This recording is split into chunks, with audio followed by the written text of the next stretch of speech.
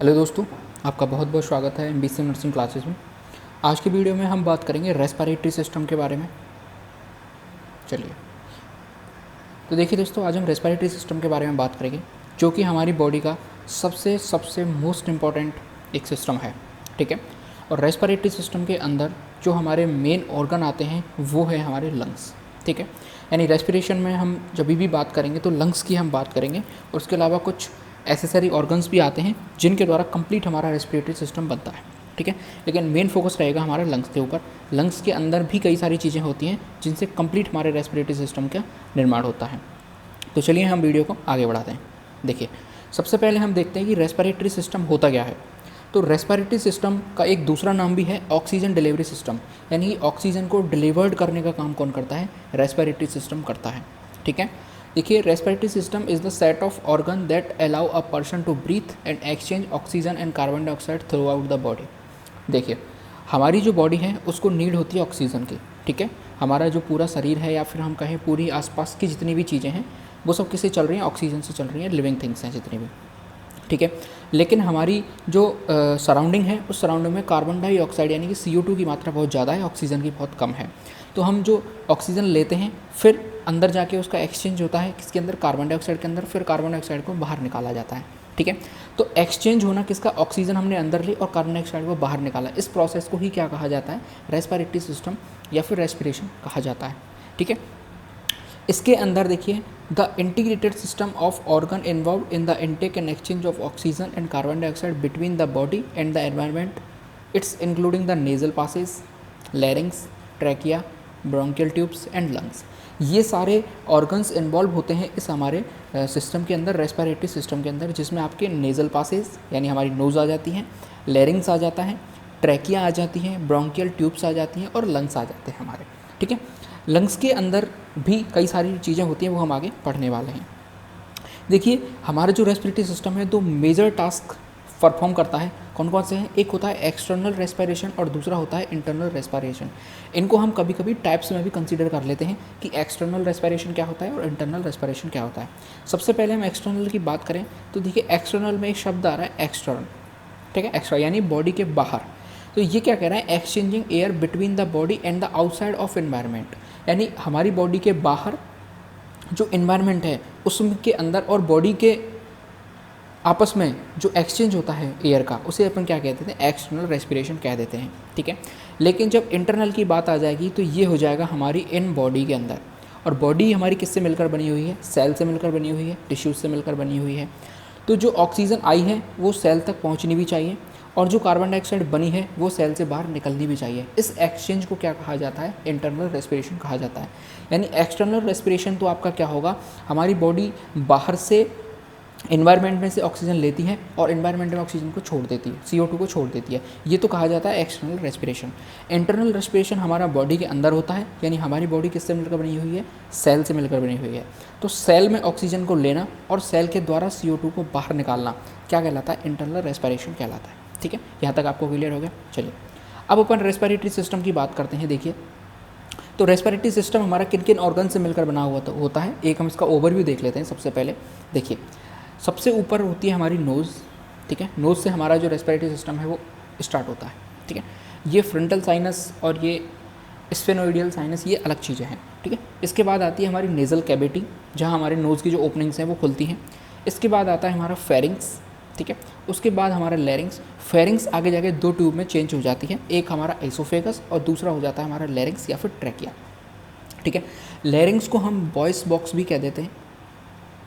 क्या कह देते हैं? वॉइस बॉक्स, यानी कि यहाँ से आवाज़ निकलती है हमारी। ठीक है, इसके बाद ट्रैकिया आ जाती है नीचे। ट्रैकिया आगे जाके दो ब्रांचेज बना लेती है, जिसे अपन क्या कहते हैं? ब्रोंकस कह देते हैं या फिर ब्रोंकियाई कह देते हैं। ठीक है, ये प्लूरल और सिंगुलर का खेल है पूरा। तो ब्रोंकियस कह देते हैं या फिर ब्रोंकाई कह देते हैं। अब ब्रोंकियस या फिर ब्रोंकाई भी आगे ब्रांच बना लेती है। ये देखिए, ये यहाँ से ब्रोंकस आई और इसने फिर आगे ब्रांच फर्दर बना ली। तो इस ब्रांच को अपन क्या कहेंगे? ब्रोंकियोल्स कहेंगे। ठीक है, तो सबसे पहले आएगी ट्रैकिया। ट्रैकिया दो पार्ट्स में डिवाइड होगी, किसके अंदर? ब्रोंकस के अंदर। ब्रोंकस फिर आगे डिवाइड हो जाएगा किसके अंदर? ब्रोंकियोल्स के अंदर। ठीक है, ब्रोंकियोल्स के लास्ट के पोर्शन पर, मान के चलिए ये ब्रोंकियोल्स है, इसके लास्ट पोर्शन पर एक फूली हुई संरचना पाई जाती है, जिसे अपन क्या कह देते हैं? एल्व्यूलाई कह देते हैं। ठीक है। इस एल्वियोलाई के ऊपर ही हमारी जो वेन्स और आर्टरीज हैं उनका क्या बना हुआ होता है, जाल बना हुआ होता है, नेटवर्क बना हुआ होता है, जिनमें डिफ्यूज़न के द्वारा क्या होता है आपका जो ऑक्सीजन है और CO2 है उसका एक्सचेंज होता है, वो हम आगे डिटेल में पढ़ने वाले हैं, ठीक है। फिर ये जो ब्रोंकस या फिर ब्रोंक्यूल्स है ये हमारे लंग्स में जाके खुलती हैं। एक होता है हमारा राइट लंग, एक होता है हमारा लेफ्ट लंग। लेफ्ट लंग थोड़ा सा छोटा होता है, क्यों? क्योंकि इसके पास यहाँ बीच में हर्ट पाया जाता है, ठीक है। राइट जो लंग होता है वो 3 लोब में डिवाइड होता है, आगे अपन पढ़ेंगे। इन दोनों के नीचे हमारा डायफ्राम होता है जो हमारे डाइजेस्टिव सिस्टम को रेस्पिरेटरी सिस्टम से अलग करता है, ठीक है। बीच में एक पट होता है जो कि हमारे जो रेस्पिरेशन है और डाइजेशन है उसको अलग अलग करता है, ठीक है। तो यहाँ से रेस्पिरेटरी सिस्टम आपको समझ में आ गया। चलिए अब अपन रेस्पिरेटरी सिस्टम के फंक्शन देख लेते हैं कि रेस्पिरेटरी सिस्टम के फंक्शन यानी कि कार्य क्या क्या है। Supplies the body with oxygen and dispose of carbon dioxide. Body को ऑक्सीजन का सप्लाई देना और वहाँ से किसको लेके आना, कार्बन डाइऑक्साइड को लेके आना, क्या है, एक प्रकार का फंक्शन है, ठीक है। इसके अलावा फिल्टर्स इंस्पायर्ड एयर, यानी जो हमने एयर ली है उसको फिल्टर करना। हमारी जो नोज़ है उसमें एपिथेलियम टिश्यू की म्यूकस की लेयर पाई जाती है, ठीक है, म्यूकस सेल्स पाई जाती हैं, वैसे म्यूकस सीक्रेट होता है। इसके अलावा छोटे छोटे हेयर्स पाए जाते हैं जिन्हें हम सीलिया कह देते हैं। ये क्या करते हैं, एयर को फिल्टर करने का काम करते हैं।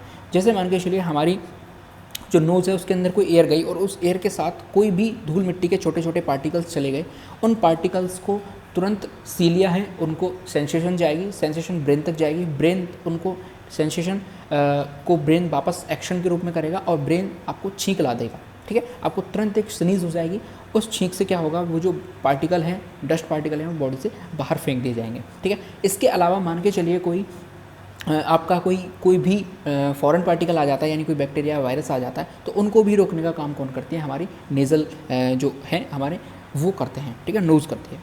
इसके बाद प्रोड्यूस साउंड, अभी मैंने आपको बताया वॉइस बॉक्स कहते हैं लैरिंग्स को, तो लैरिंग्स किसका पार्ट है, रेस्पिरेटरी सिस्टम का पार्ट है। तो साउंड को भी प्रोड्यूस करने का काम कौन करता है, रेस्पिरेटरी सिस्टम करता है, ठीक है।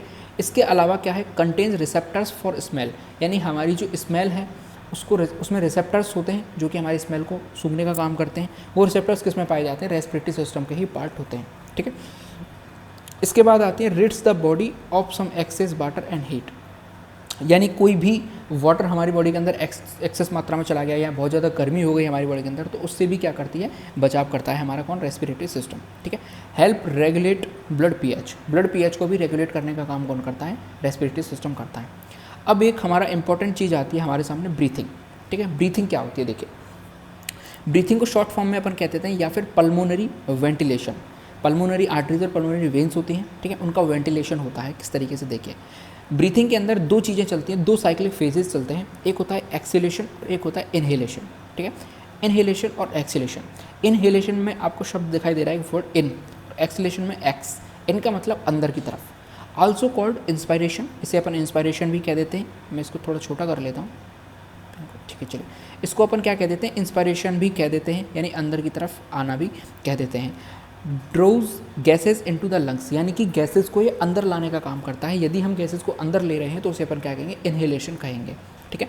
और इसे अपन एक्सपायरेशन भी कह देते हैं। Forces gas out of the lungs, यानी लंग्स से गैसेज को बाहर फेंकना, बलपूर्वक फोर्स लगा के बाहर फेंकना क्या कहलाता है, एक्सोलेशन कहलाता है, ठीक है। इनहेलेशन से मैं आपको एक बताता हूँ, विक्स की इन्हेलर आती है, ठीक है, इन्हेलर आती है, उसे ही ये जो इन्हेलर है यहीं से बनी है, इनहेल से, यानी उसको इनहेल करना पड़ता है, तब आपकी जो नोज़ है ब्लॉक है वो खुल जाती है, ठीक है।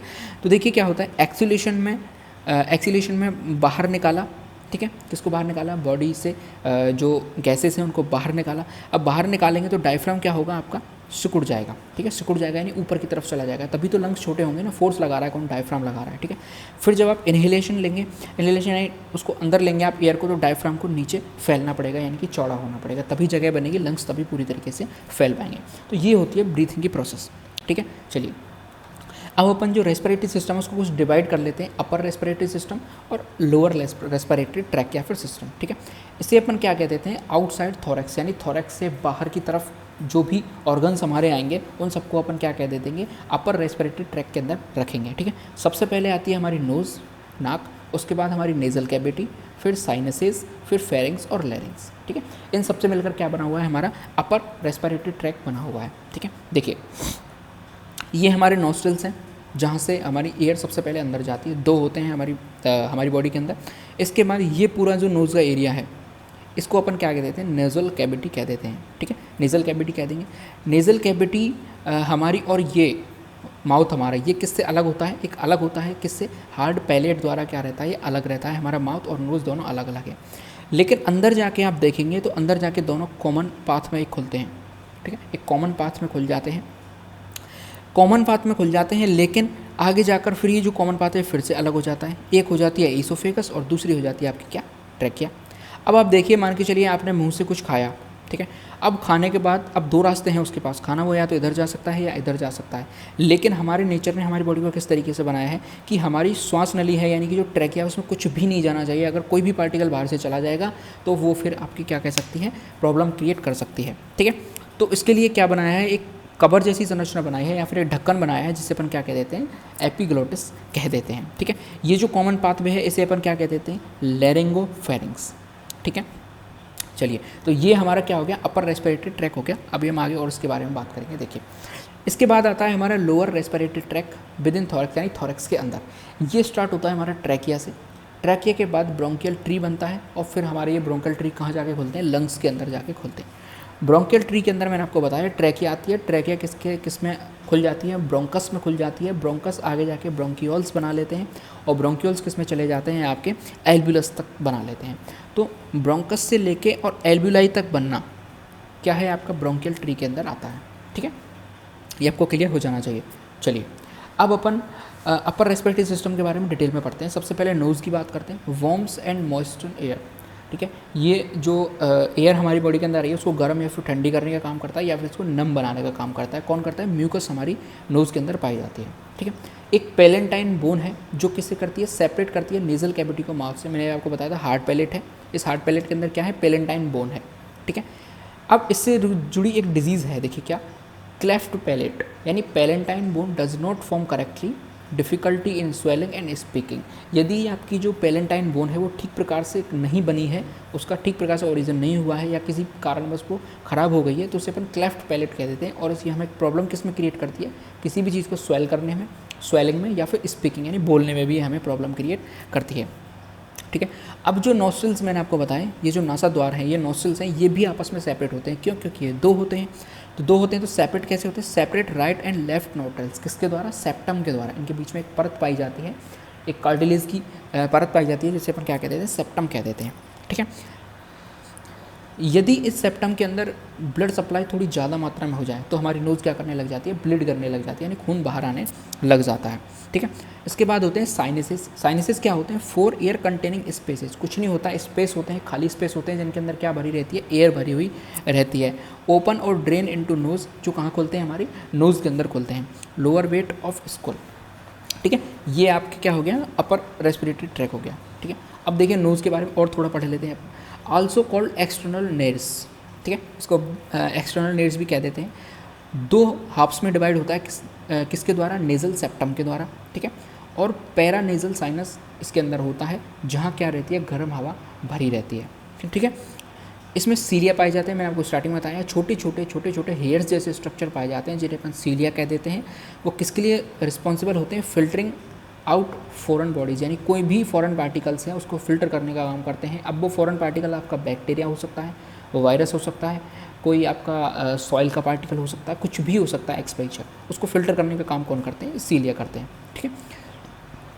देखिए, ये हो गया आपका फ्रंटल साइनस, ठीक है। साइनस मैंने आपको अभी बताया क्या होते हैं? एयर कंटेनिंग स्पेस होते हैं, सैक होते हैं, कुछ नहीं होता, ठीक है। इसके बाद आते हैं आपके एक्सटर्नल नेरीज। ये मैंने आपको बता दिया, बाहर की तरफ खुलते हैं, छेद है हमारी नाक के। इसके बाद नेज़ोफेरिंग्स आ जाती है हमारी, जो कि नाक हमारी अंदर जाके कहाँ खुलती है? नेज़ोफेरिंग्स के अंदर खुलती है, ठीक है। चलिए, अब अपन इम्पोर्टेंट पे आते हैं, फेरिंग्स, ठीक है। फेरिंग्स क्या है? देखिए, common space used by both respiratory and digestive system, यानी डाइजेस्टिव सिस्टम और रेस्पिरेटरी सिस्टम की एक कॉमन पथ है, कॉमन पाथवे है, कॉमन स्पेस है दोनों के लिए। लेकिन फिर ये आगे जाके किस में चेंज हो जाएगा? अलग अलग दो ट्यूब्स में डिवाइड हो जाएगा। कॉमनली कॉल्ड द थ्रोट, इसे ही अपन क्या कह देते हैं? थ्रोट कह देते हैं, ठीक है, गला कह देते हैं। गले के अंदर दोनों चीज़ है, रेस्पिरेशन ट्रैक भी है और डाइजेस्टिव ट्रैक भी दोनों है, ठीक है। Originate posterior to the nasal and oral cavity and extend inferiorly near the level of bifurcation of the larynx and oesophagus. देखिए, ओरिजिनेट कहाँ से हुई है? नेजल और ओरल कैविटी के पोस्टीरियर पार्ट से हुई है, ठीक है। और एक्सटेंड कहाँ तक जाती है, इन्फिनिटली जाती है बाइफिरिकेशन लैरिंग्स और एसोफेगस तक, ठीक है। लैरिंग्स और एसोफेगस पर जाकर ये ख़त्म हो जाती है, ठीक है। और कॉमन पाथवे है किसके लिए, एयर और फूड के लिए, दोनों के लिए कॉमन पाथवे है, ठीक है। इसकी जो वॉल्स हैं वो लाइंड रहती हैं किससे, म्यूकोसा से, और ये स्केलेटल मसल से मिलकर बनी हुई होती है, जो किस में हेल्प करती है, स्वेलिंग में हेल्प करती है हमारे, ठीक है। किसी चीज़ को हमें निगलना हो, निगलने में हेल्प करती है, तो इसकी जो लाइनिंग बनी हुई है दीवारों की वो म्यूकोसा यानी कि नमी वाली होनी चाहिए, मॉइस्ट होनी चाहिए।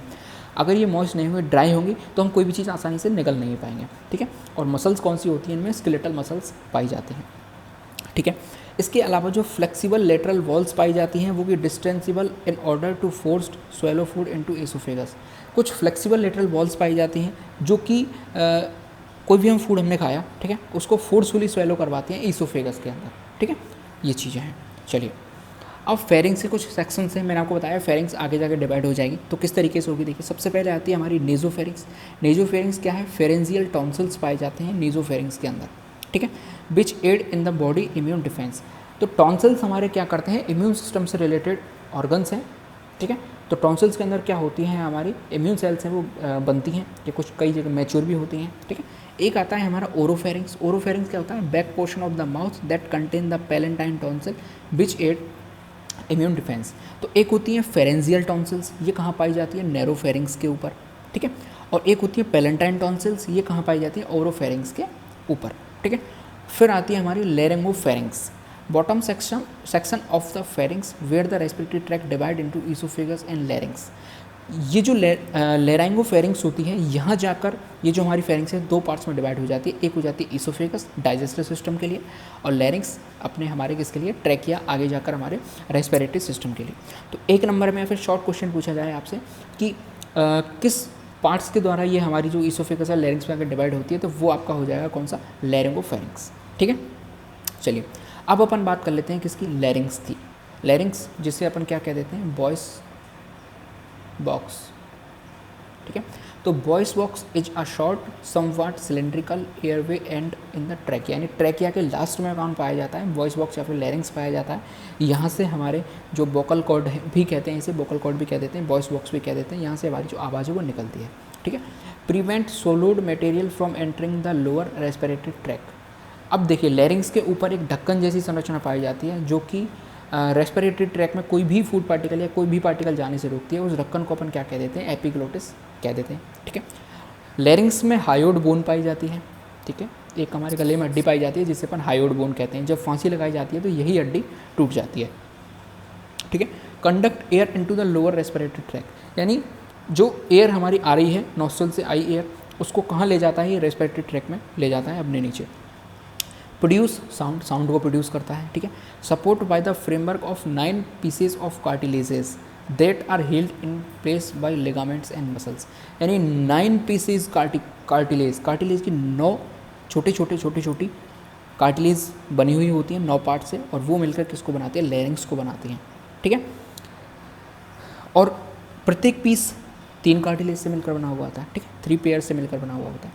अब देखिए थायरोहायोड मेम्ब्रेन पाई जाती है, ठीक है, और ये कार्टिलेज है मोस्ट इंपॉर्टेंट जिसे अपन कहते हैं थायोड कार्टिलेज।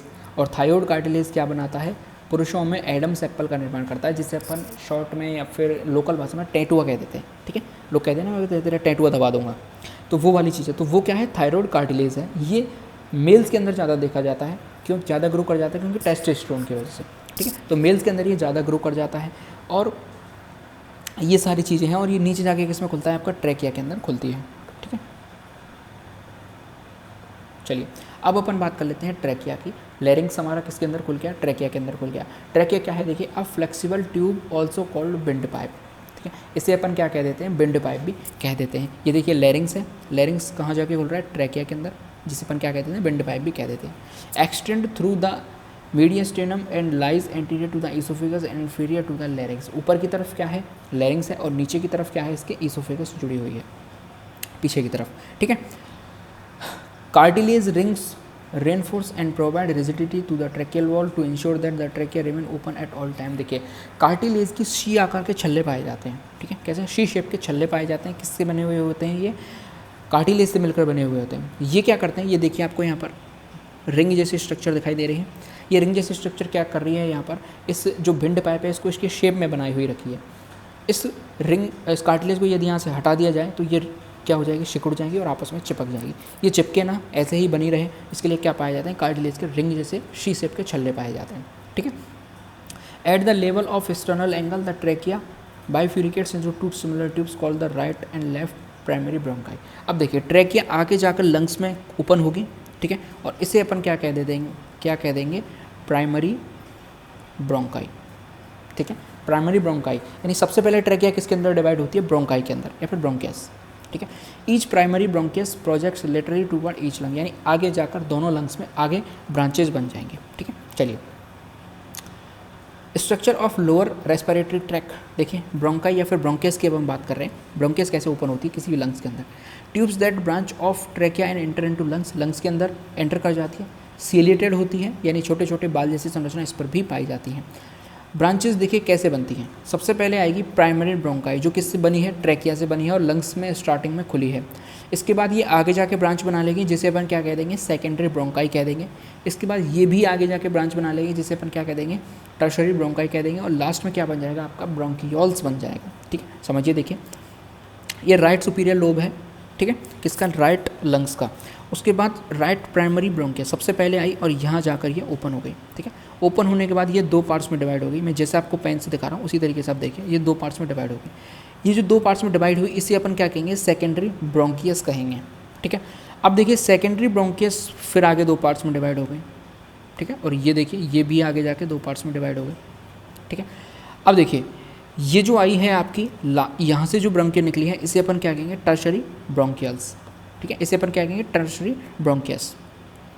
टर्शरी ब्रोंकियल के बिल्कुल लास्ट में एक ऐसी संरचना पाई जाती है जिसे अपन क्या कह देते हैं, टर्मिनल ब्रोंकियोल्स कह देते हैं या फिर रेस्पिरेटरी ब्रोंकियोल कह देते हैं। अब ये आगे जाकर ये संरचना वहीं से जुड़ी हुई आ रही है और ये फिर आके छोटी छोटी डक्ट बना लेती है। इन डक्ट को क्या कह देते हैं अपन, एल्व्यूलर डक्ट कह देते हैं। और लास्ट में एक कप जैसी यहाँ पर शैक जैसी स्ट्रक्चर बन जाती है जिसे अपन क्या कह देते हैं, एल्व्यूलस कह देते हैं। ठीक है, क्या कह देते हैं अपन इसे, एल्व्यूलस कह देते हैं। देखिए फिर से देखिए एक बार, मान के चलिए ये ट्रैक आई, ट्रैकिया से ये क्या बन गए, लोब बन गए। ठीक है, दो लोब में ओपन हो गई। इसके बाद दो लोब में जाने के बाद ये फिर से क्या बना ली, एक में ही समझ लेते हैं अपन, फिर से इसने ब्रांचेस बना ली। तो ये तो क्या हो गई आपकी प्राइमरी ब्रोंकियस, ये क्या हो गई आपकी सेकेंडरी ब्रोंकियस, और सेकेंडरी ब्रोंकियस फिर जाके खुल गई आपकी किस, टर्शरी ब्रोंकियस में। और टर्शरी ब्रोंकियल्स आगे जाके किस में बन रही है, रेस्पिरेटरी ब्रोंकियस में। और फिर ये फर्दर डिवाइड होगी और डिवाइड होने के बाद ये बना लेगी आपकी track.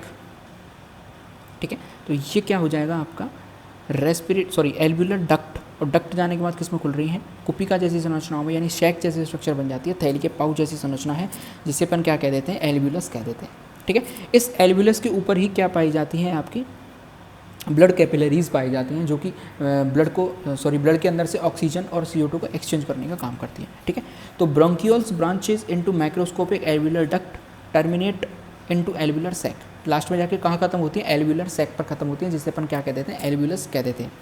Gas exchange with blood occurs in sac, इन सैक के अंदर ही क्या होता है, गैसियस एक्सचेंज होता है ब्लड के द्वारा। ठीक है, चलिए ये फिर से देख लीजिए एक बार आप, ये ब्रोंकाई है, ठीक है, ब्रोंकियल है, ये आपका क्या होगा, डक्ट हो गई। और डक्ट जाने के बाद किस में खुल रही है, इस सैक जैसे स्ट्रक्चर में खुल रही है। और ये एल्व्यूलर डक्ट आके खुली, ठीक है, किस में, एल्व्यूलर सैक में। और इसे अपन क्या कह देते हैं, एल्व्यूलाई कह देते हैं। ठीक है, इस एल्व्यूलाई के ऊपर कुछ इस तरीके का नेटवर्क पाया जाता है कैपिलरीज का, ब्लड कैपिलरीज का। ठीक है, पल्मोनरी आर्टियोल आती है और पल्मोनरी वेन्यूल आती है, यानी यहाँ से ब्लड आ रहा है वो कैसा है आपका, अशुद्ध ब्लड है। ठीक है, और यहाँ से शुद्ध होने के बाद वो कहाँ जा रहा है, हार्ट के अंदर जा रहा है, वहाँ से उसको भेज दिया जाएगा पूरी बॉडी के अंदर। ठीक है, चलिए अब अपन बात कर लेते हैं मोस्ट इंपॉर्टेंट ऑर्गन की, लंग्स के बारे में अपन बात कर लेते हैं। Extended from diaphragm to clavicle.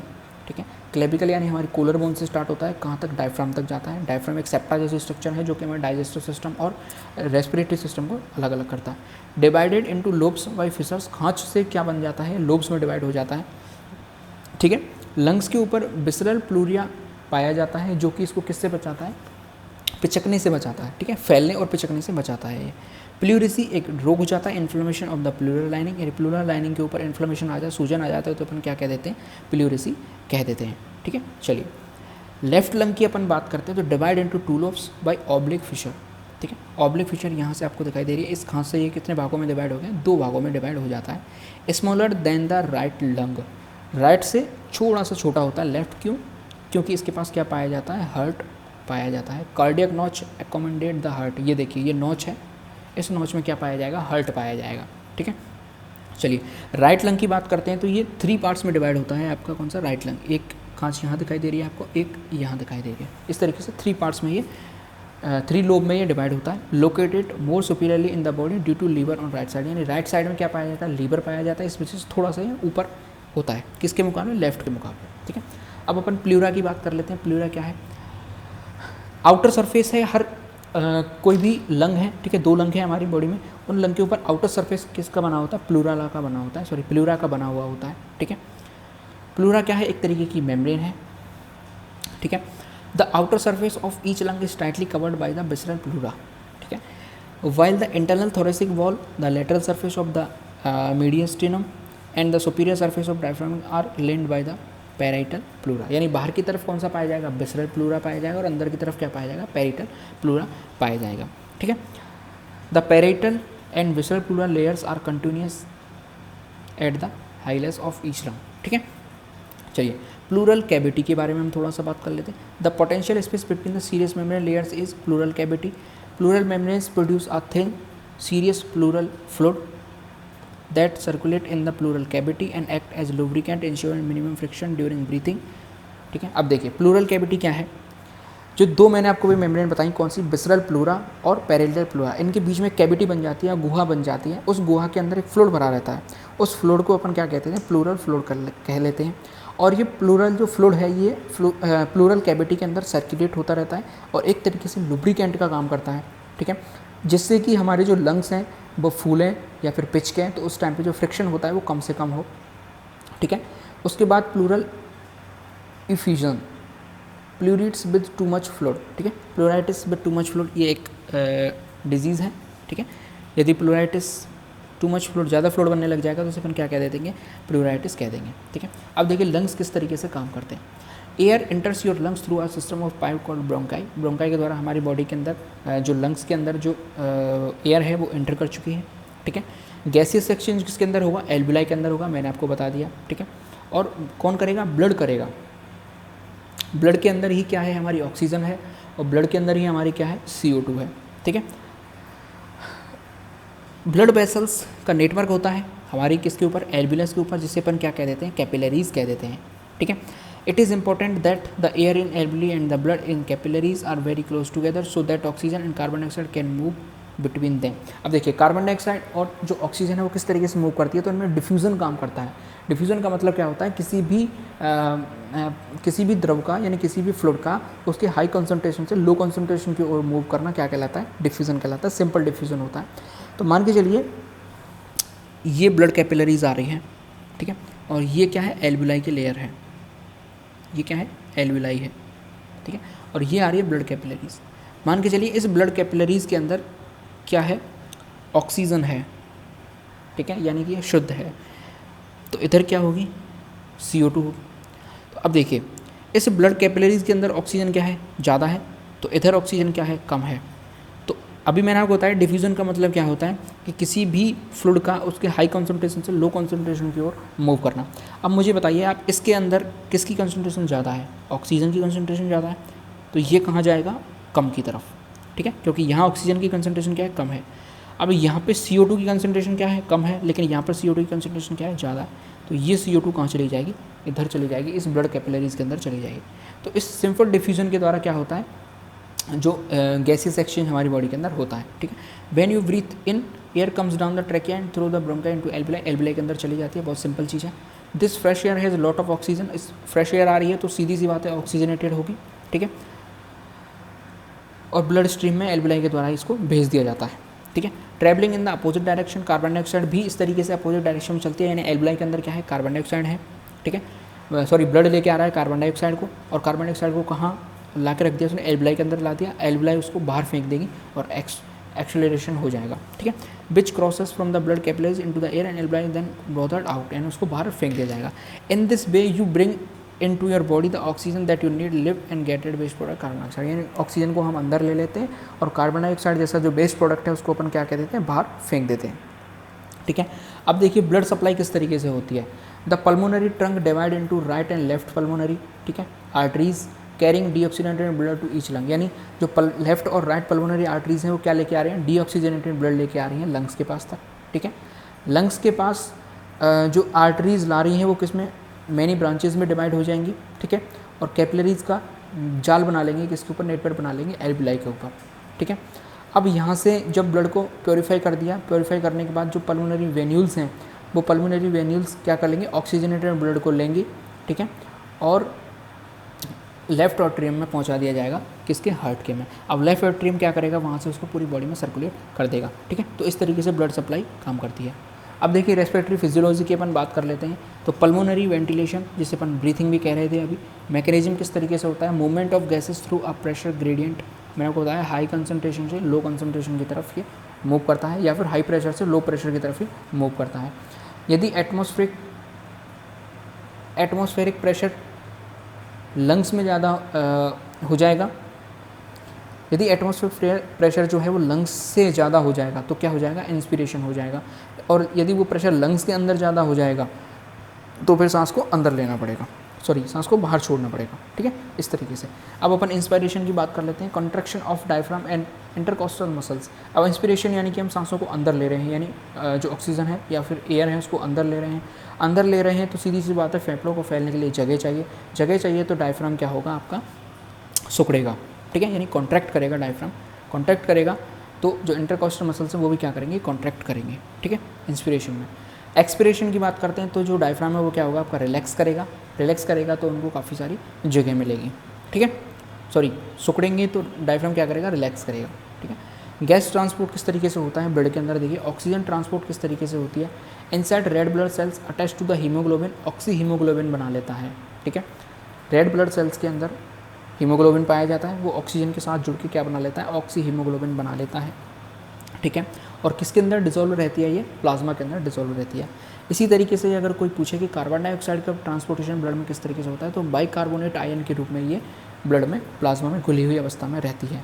ठीक है, चलिए इंटरनल रेस्पिरेशन की अपन बात करते हैं। तो exchange of gases between blood and body cells, उसको हमने स्टार्टिंग में बात कर ली थी, इसे अपन क्या कहेंगे, इंटरनल रेस्पिरेशन कहेंगे।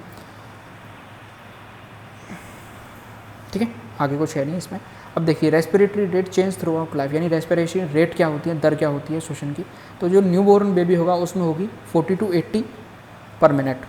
ठीक है, रेस्पिरेटरी रेट। उसके बाद इन्फेंट की बात करें तो उसमें 30 पर मिनट होगी। 5 साल तक क्या हो जाएगा, 25 मिनट। और उसके बाद एडल्ट में क्या हो जाएगा, 12 to 18 पर मिनट।